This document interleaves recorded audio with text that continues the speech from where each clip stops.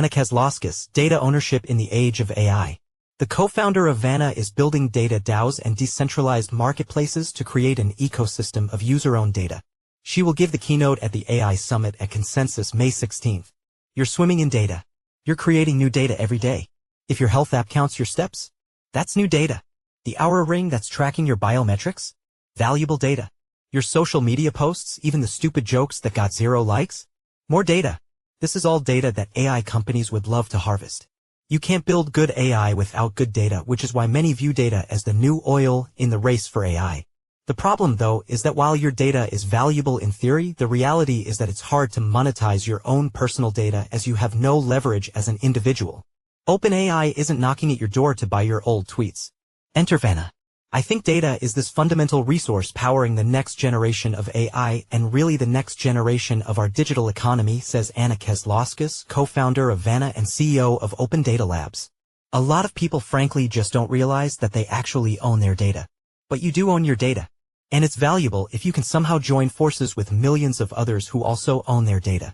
This would give you bargaining power. And that's the mission of Vana, to create an ecosystem for user-owned data which in turn fuels user-owned AI. That ecosystem involves a mix of data DAOs, a labor union for data, decentralized data marketplaces, the recently launched VRC20 token, and a new collaboration with Flower Labs to build the world's first user-owned foundational model. Exhibited that decentralized AI is creeping into the mainstream, the Vana/Flower collaboration was covered by Wired. Kazlauskas will give a keynote at the AI Summit at Consensus 2025 outlining this vision, and she gives a glimpse here. And she sees the momentum shifting. We're already starting to see this shift where more people realize that my data is really important to AI and I'm actually the owner of that. She predicts that in a few years over 100 million users will be on board. In 10 years? World population. Above 10 billion. Interview has been condensed and lightly edited for clarity. Why is user-owned data so important to you? Anna Kazlauskas, most people assume data is owned by the platforms that it's sitting on, but that's not the case. In the same way that when you put your car in a parking lot, the parking lot doesn't own your car. You can always take it back. You have full ownership over it. And there's a huge amount of money being made today, mostly by big tech companies, off of that data, but users are the legal owners. So I think it's important that we restore that ownership both from a user perspective and from a developer's perspective. Can you connect the dots of how this helps developers? As a developer, especially in an AI world, having access to the right data is really important. And it's super hard to do right now because most of the data is locked up within the walled gardens of big tech. So many of my really smart friends who do stuff in AI go work at the big labs because that's where the data is and that's where the compute is. But that doesn't have to be the case. How do data DAOs fit into this vision exactly? So a data DAO is kind of like a labor union for data, where basically you have a large group of people who pool their data together and then can make collective decisions over what happens to that data. The reason why that's important is that your data on its own is not that useful, right? It's much more useful when there's a big pool of it. When there's enough of it to train an AI model. What are some of the data DAOs you're most excited by? There are a few in the health space that are really interesting. There's an early one that's actually doing full exports of patient medical records, which I think can really help advance a lot of research in the space. There's some related to biometrics, sleep, and health. There's one with the DLP driver loyalty program, labs, they're building car data. And within their dataset, the Tesla data is really interesting because most people think about Tesla as valuable because they have a data lead, right?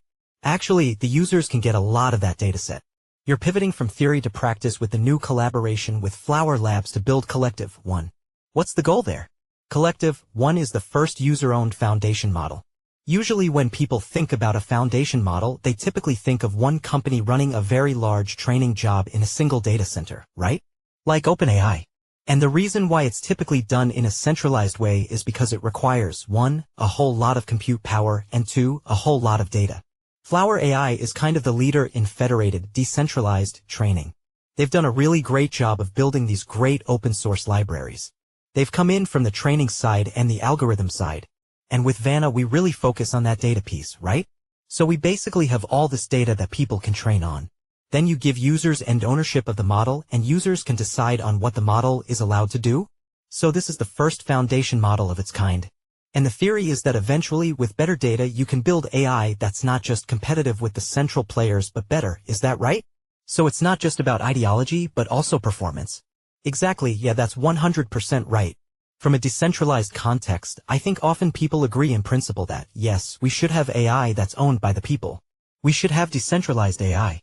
But what's the thing that we can actually do better in a decentralized context? Data is the answer. For each company, they only have their single slice of a dataset. Apple's got their data. Google's got their data. But if you're going through the user, you can cut across platforms and actually build better datasets than any single company. Data is the secret sauce that makes it all work. Love it. Thanks, Anna. See you at the AI Summit in Toronto. Jeff Wilser will host the AI Summit at Consensus 2025 and is host of the People's AI, the Decentralized AI podcast. Jeff Wilser is the author of 7 books including Alexander Hamilton's Guide to Life, The Book of Joe, The Life, Wit, and Sometimes Accidental Wisdom of Joe Biden, and an Amazon Best Book of the Month in both nonfiction and humor. Jeff is a freelance journalist and content marketing writer with over 13 years of experience. His work has been published by the New York Times, New York Magazine, Fast Company, GQ, Esquire, Time, Condé Nast Traveler, Glamour, Cosmo, Mental_Floss, MTV, Los Angeles Times, Chicago Tribune, the Miami Herald, and Comstocks magazine. He covers a wide range of topics including travel, tech, business, history, dating and relationships, books, culture, blockchain, film, finance, productivity, psychology, and specializes in translating geek to plain talk. His TV appearances have ranged from BBC News to The View. Jeff also has a strong business background. He began his career as a financial analyst for Intel Corporation and spent 10 years providing data analysis and customer segmentation insights for a $200 million division of Scholastic Publishing. This makes him a good fit for corporate and business clients. His corporate clients range from Reebok to Kimpton Hotels to AARP. Jeff is represented by Rob Weisbach Creative Management.